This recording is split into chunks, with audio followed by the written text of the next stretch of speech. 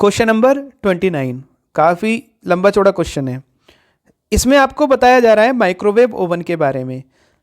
The spectrum of electromagnetic radiation contains a part known as microwave.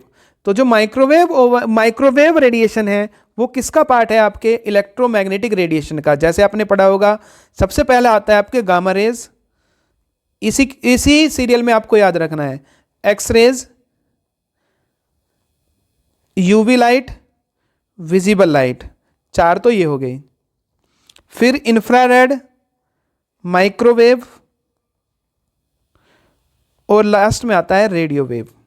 Radio wave ये अगर आप ऊपर से नीचे की तरफ चलेंगे तो ये लैम्डा जो आपके पास देखेंगे, लैम्डा का मीनिंग क्या होता है? वेवलेंथ। वेवलेंथ का इंक्रीजिंग ऑर्डर है और एनर्जी का डिक्रीजिंग ऑर्डर है अगर आप ऊपर से नीचे आएंगे, तो ये आपको याद रखना है। नेक्स्ट आप पढ़ेंगे, आगे देखिए, these waves have frequency and energy smaller than visible light. तो अब फ्रीक्वेंसी की भी ये डिक्रीजिंग ऑर्डर होगा। अब आप उसने ये कहा कि इसकी जो फ्रीक्वेंसी है किसकी? माइक्रोवेव की, नीचे डिक्रीज हो रहा है तो विजिबल से कम है, वेवलेंथ ज़्यादा है लेकिन एनर्जी भी इसकी कम है। आगे पढ़िए, what is the principle of the microwave oven and how does it work. Microwave oven का प्रिंसिपल क्या है और ये कैसे वर्क करता है? Our objective is to cook food और वार्म इट अप। हम माइक्रोवेव ओवन में चीज़ों को खाना बनाने के लिए या उन्हें गर्म करने के लिए यूज़ करते हैं। All food item such as fruit, vegetables, meat, kales etcetera contains water as a constituents. तो उनमें सभी में क्या होता है? वाटर होता है।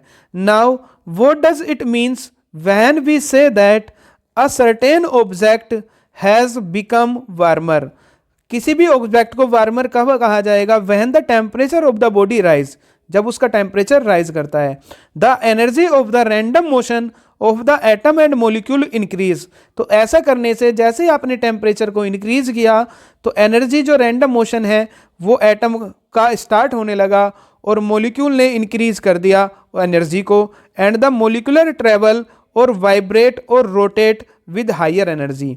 मीन्स जैसे ही आपने टेम्परेचर दिया किसी भी बॉडी को तो उसको रैंडम एनर्जी मिल गई एटम को और उसने क्या किया? वाइब्रेट या रोटेट करना स्टार्ट कर दिया। The frequency of rotation of water molecule की जो फ्रीक्वेंसी होती है रोटेशन की वो 2.45 गीगाहर्ट्ज होती है। किसकी? वाटर मोलिक्यूल की। इतनी तेजी के साथ वो रोटेशन करने लगता है। If water receive microwaves of this frequency, अगर इसी फ्रीक्वेंसी का लाइट को ऑब्जर्व कर ले माइक्रोवेव की, it's molecule absorb this radiation which is equivalent to heating up water. These molecule share this energy with the neighboring food molecule heating up the food. इसका meaning ये है कि इसी एनर्जी के रेडिएशन को, फ्रीक्वेंसी को हमने वाटर के मोलिक्यूल को एब्जॉर्ब कराया, इससे जो उसके अंदर जो खाना वाना था वो गर्म होने लगा। One should use porcelain vessels and non metal contents in a microwave oven. जो यूज करना चाहिए पोर्सलेन वेसल्स या फिर नॉन मेटल का container in a microwave oven because of the danger of getting a shock. उसमें क्या लगता है? शॉक लग सकता है। From accumulated electric charge, electric charge के एक्यूमुलेशन के कारण शॉक लग सकता है। मेटल में also melt from heating, metal heating से मेल्ट भी हो सकता है। The porcelain container remains unaffected and cool, इसलिए हम इसको यूज करते हैं। Because it's large molecular vibrates and rotate with much smaller frequency, उससे छोटी फ्रीक्वेंसी के साथ वो रोटेट करने लगते हैं। एंड दस कैन नॉट एब्जॉर्ब माइक्रोवेव, वो माइक्रोवेव को एब्जॉर्ब नहीं करते।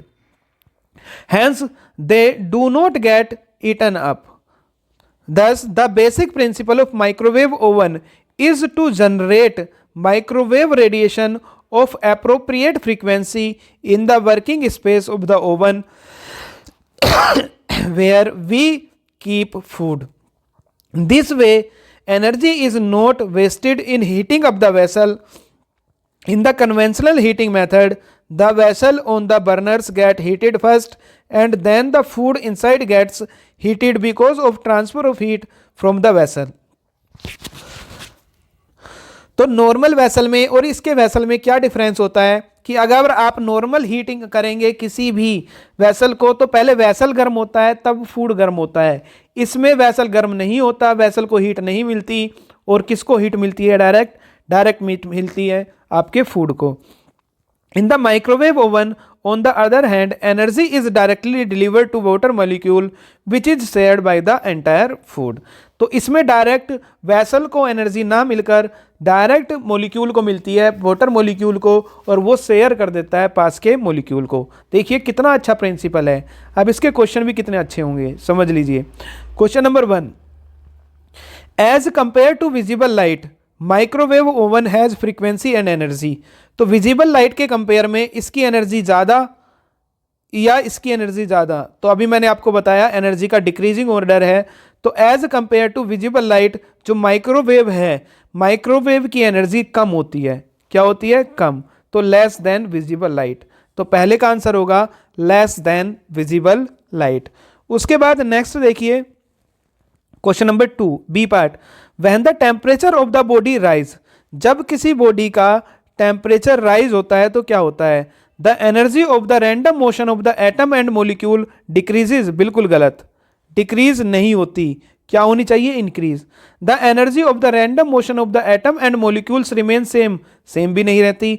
The random motion of atoms and molecules become streamline भी नहीं होते। The energy of the random motion of the atom and molecule क्या होने लगती है? इंक्रीज होने लगती है। ठीक है। Third part, the frequency of rotation of water molecule. ये तो क्लियरली यहां पर दिया हुआ है, ये दिया 2.45 गीगाहर्ट्ज। तो 2.45 गीगाहर्ट्ज GHz, इसका भी आपको यहां पर ध्यान रखना है। कभी आप इसको किलोहर्ट्ज, टेराहर्ट्ज या मेगाहर्ट्ज में लगा दें। उसके बाद और वाले पार्ट में क्या दिया है कि इन द माइक्रोवेव ओवन में क्या होता है? Energy is directly deliver to the food grains. नहीं, डिलीवर्ड डायरेक्ट नहीं होती, पहले वाटर को होती है, ना ही वैसल को होती है। वाटर को होती है, वाटर शेयर करता है। The vessel gets heated first. Vessel तो हीटेड होता ही नहीं। Energy is directly deliver to water molecule which is shared by the entire food. बहुत अच्छा आंसर है ये। और the vessel gets heated first. नहीं, ये भी हीट नहीं होता। तो सबसे पहले माइक्रोवेव ओवन में जो हीट डिलीवर की जाती है वाटर मोलिक्यूल की जाती है और वो शेयर करता है पूरे के पूरे फूड को। डी पार्ट इसका देखते हैं। Fourth, we should one use porcelain vessels and non metal container in a microwave oven. ऐसा क्यों करते हैं? Because it will prevent the food item to become hot. नहीं, become it will get too much hot. नहीं। उसके बाद आप देखेंगे because of the danger of heating a shock from a accumulated electric charge. तो इलेक्ट्रिक चार्ज का accumulation के कारण हम उसको यूज नहीं करते। ये भी क्रैक का भी इसमें रीजन नहीं है।